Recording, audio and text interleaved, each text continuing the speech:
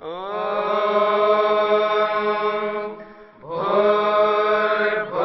स्वः तत्सवितुर्वरेण्यं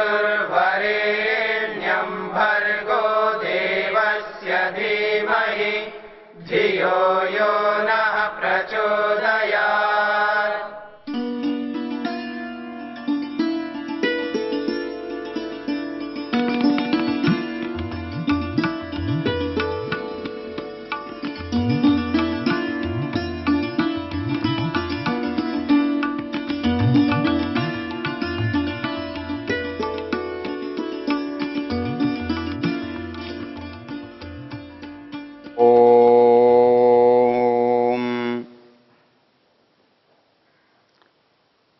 वेद हमारे जीवन का मार्गदर्शन कैसे करता है, इस विषय में एक शब्द जो ऋग्वेद का है, सप्त मर्यादा कवयस्ततक्षु, अर्थात हमारे जीवन में कुछ 7 संदर्भ ऐसे हैं जहाँ हमें अपने जो स्वाभाविक प्राकृतिक इच्छाएं हैं उन्हें उस सीमा पर आकर रोकना होता है। क्योंकि हम जानते हैं कि हमारे इच्छाओं की जो सीमा है उसका कोई अंत नहीं है, उसमें कहीं पर तृप्ति नहीं है, और दूसरी ओर उन इच्छाओं की पूर्ति से हमारे लाभ के स्थान पर हानि होती है। तो जहाँ जहाँ मनुष्य जीवन के ऐसे संदर्भ हैं जहाँ इच्छाएं तो आगे बढ़ना चाहती हैं किंतु वो हमारे लिए लाभदायक नहीं हैं, हमारे हित में नहीं हैं, इसलिए हमें उन्हें रोक देना चाहिए। वो रोकने की जो परिस्थिति है उनको मर्यादा कहा है, और उन मर्यादाओं के बारे में वेद कहता है कि 7 मर्यादाएं हैं।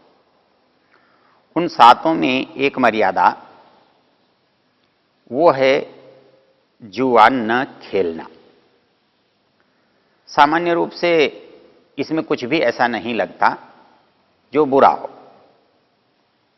किंतु ऋग्वेद के 10वें मंडल में 34वें सूक्त में लगभग 12 मंत्र हैं और उसमें 2 चीज़ों का वर्णन है।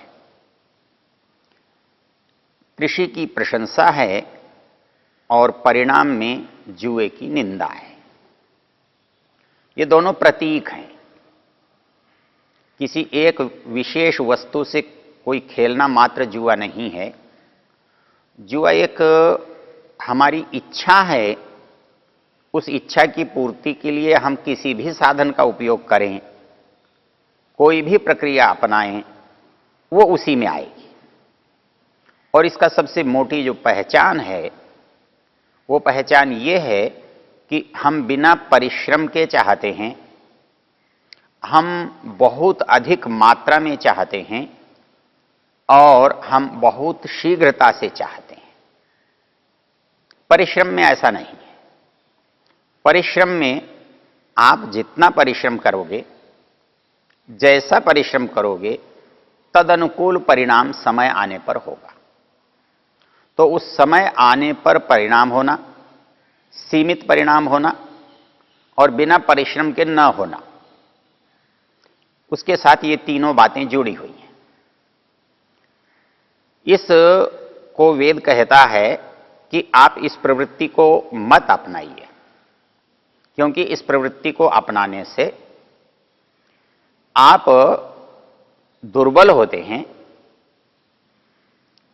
आपकी मानसिकता कमजोर और भ्रष्ट होती है, आप दूसरे की संपत्ति सीमा का अतिक्रमण करते हैं, आप अपने परिश्रम और पुरुषार्थ से वंचित होते हैं, हमारी दृष्टि स्वस्थ नहीं रहती।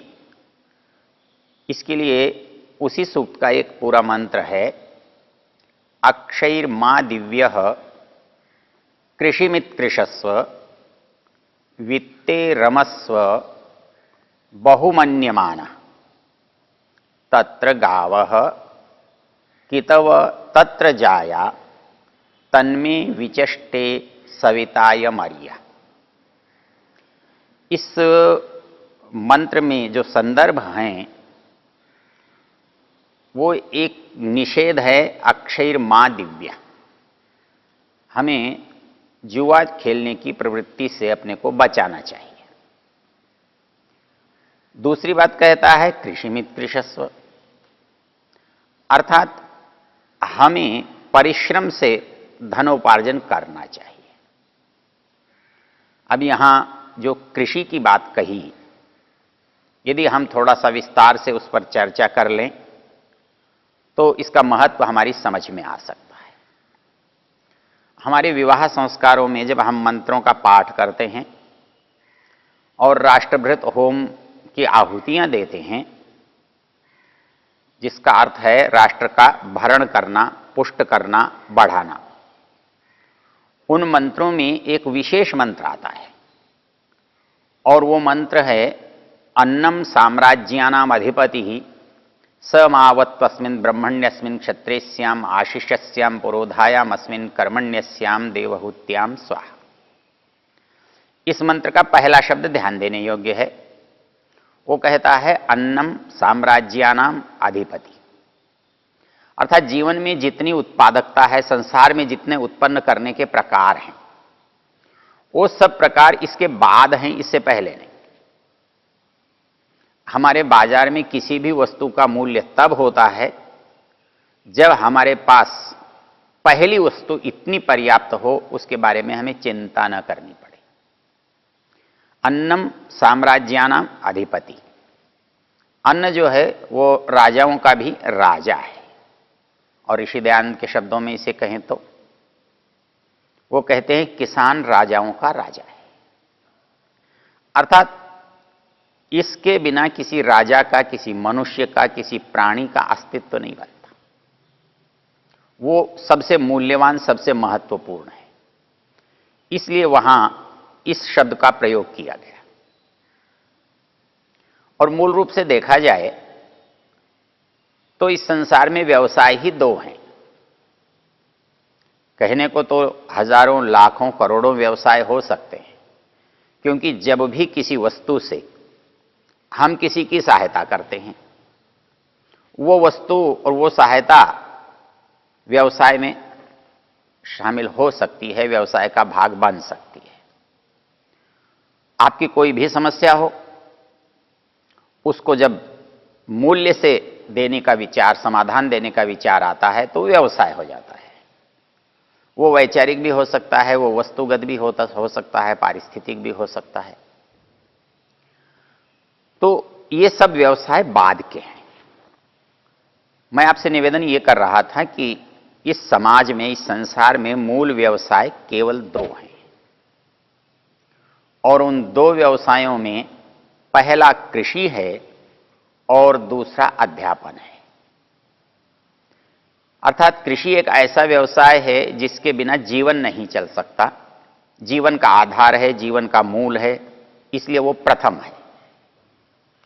उसके बाद यदि कोई दूसरा व्यवसाय इस संसार में है, वो है शिक्षा का देना, मार्गदर्शन करना, चाहे वो व्यक्ति का मार्गदर्शन हो, बच्चे का मार्गदर्शन हो, समाज का मार्गदर्शन हो, उसको बताने वाला माता पिता के रूप में हो, उसको बताने वाला अध्यापक के रूप में हो, उसको बताने वाला उपदेशक, प्रवचनकर्ता, सन्यासी, वानप्रस्थी के रूप में हो, कोई वैसे ही निर्देशक करने वाला हो, वो सब के सब इसी का भाग है।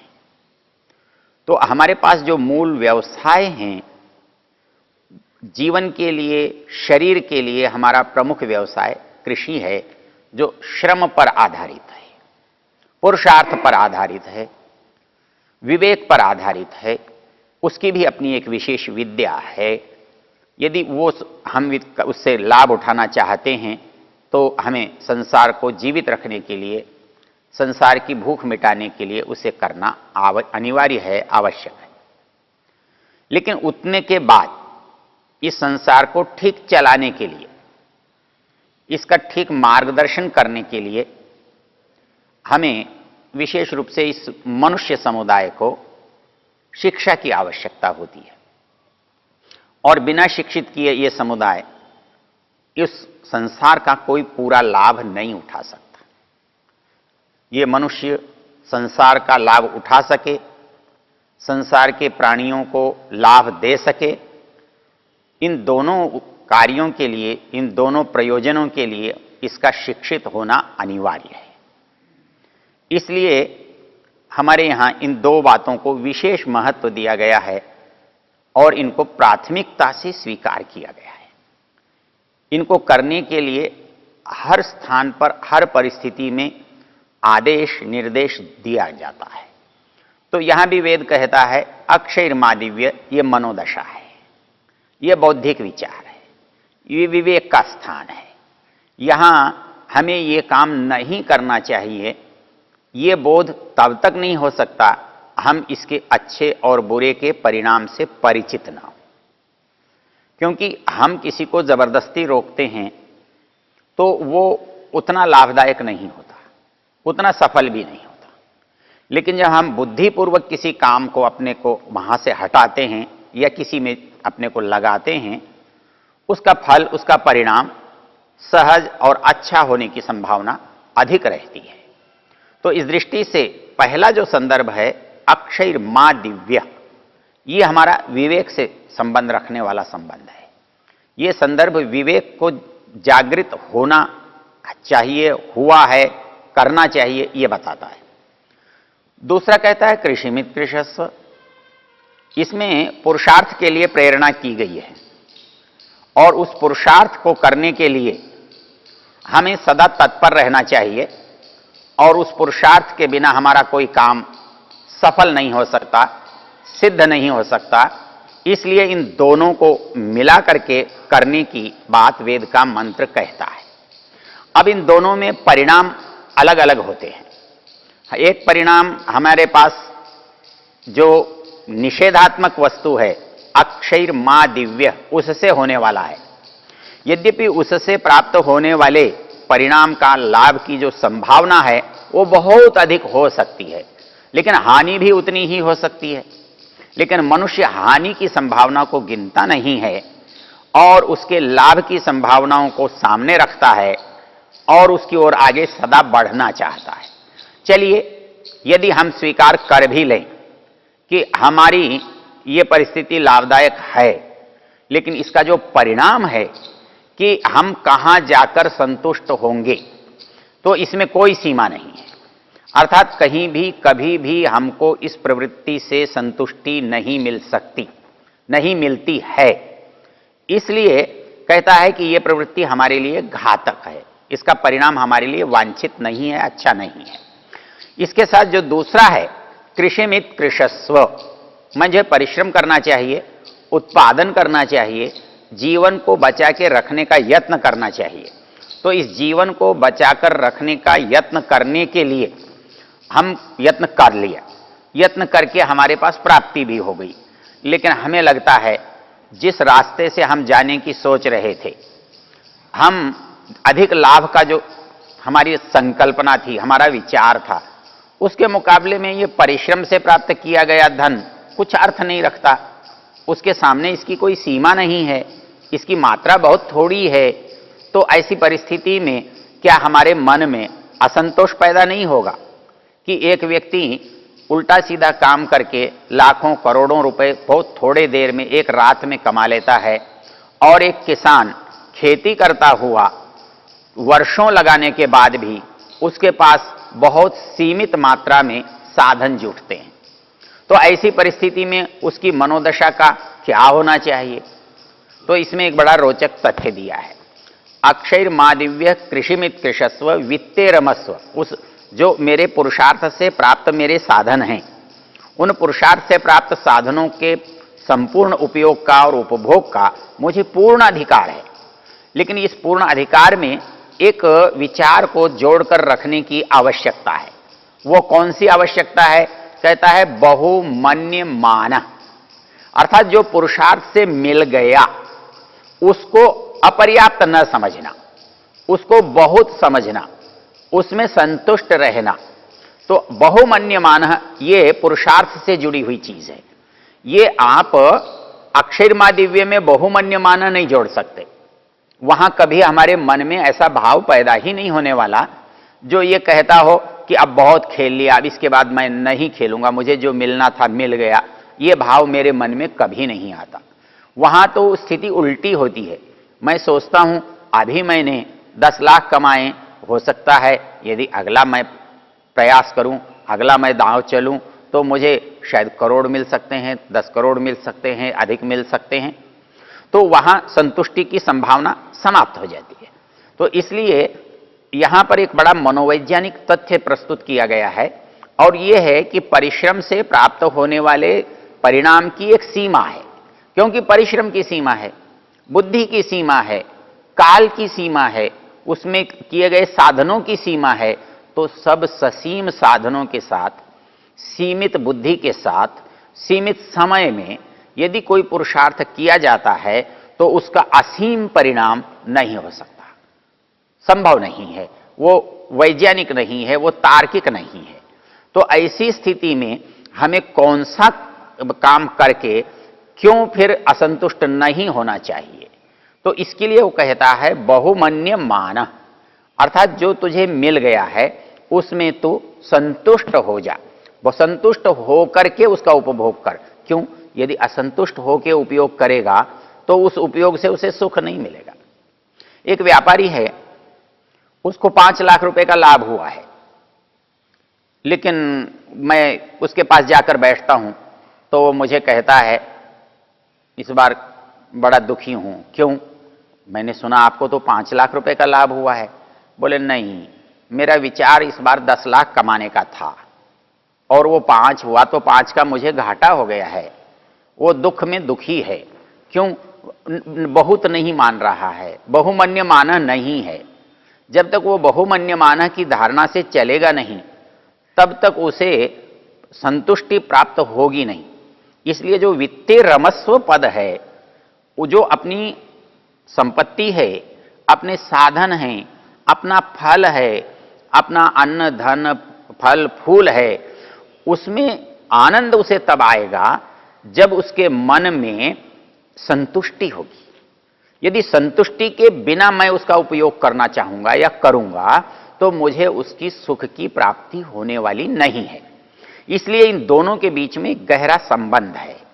पहला संबंध है वित्तीय रमस्व, अर्थात मुझे उसका आनंद लेना चाहिए, उसको भरपूर मान करके का उपयोग में लाना चाहिए। और ये जो हम उपयोग में ले आएंगे ये तब संभव है जब वो बहुमन्यमान होगा। वो बहुमन्यमान हुए बिना वित्तीय रमस्व बन नहीं सकता। यदि मेरे अंदर संतुष्टि नहीं है तो मुझे सुख मिल नहीं सकता। मेरे पास हो बहुत कुछ सकता है, मेरे पास साधनों की बहुत असीमित साधन हो सकते हैं, लेकिन उन असीमित साधनों के होने के बाद भी मेरे मन में सुख नहीं हो पाता। क्यों?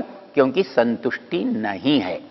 इसलिए मनुष्य जीवन को सहज, सार्थक, सुखी बनाने के लिए पुरुषार्थ से रहना और उसके अंदर परिणाम से संतुष्ट होना, ये मुख्य बात है जिसके लिए वेद का निर्देश इस तरह से किया गया।